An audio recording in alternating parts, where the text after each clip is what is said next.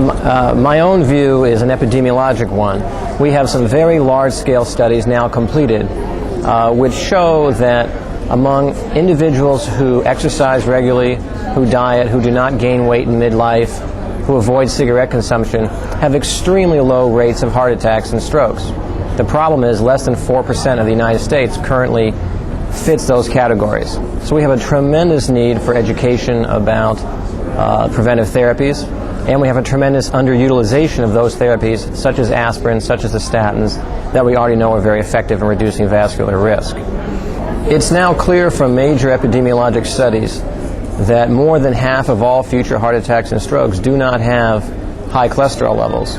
We've just completed a very large study in our women's health study, nearly 30,000 healthy American women, where 77% of all future heart attacks and strokes occurred among women with cholesterol levels, LDL levels, less than 160. And in fact, 45% of all future vascular events occurred among women with LDL levels less than 130. So both the treatment and the targets for LDL reduction really miss more than half of all future vascular events. In contrast, what we also found was that screening for the inflammatory process, in general, CRP in particular, was an extremely potent way of predicting future vascular events. We found that for the endpoint of myocardial infarction, the endpoint of stroke, total cardiovascular events, cardiovascular death, that CRP levels outperformed LDL cholesterol levels in every category: relative risks, population attributable risks, and the absolute risk of having an event.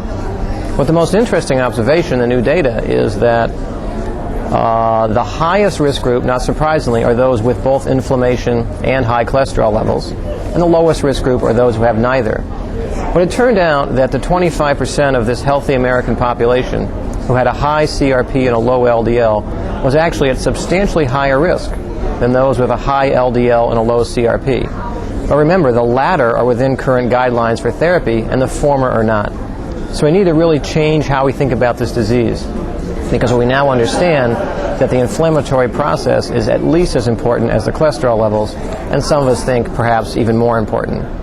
The relevance of all of this gets at the fact that the CRP is adding to the Framingham risk score, it's adding to LDL cholesterol, and in fact it's telling us in large part who has the metabolic syndrome.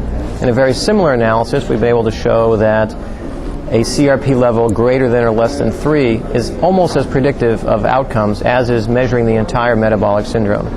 What this is telling us is fundamentally how important inflammation is, and we must now move the inflammatory hypothesis out of the laboratory and into clinical practice, because once that's achieved, our broader goal of identifying high-risk patients will be much, much closer to a reality.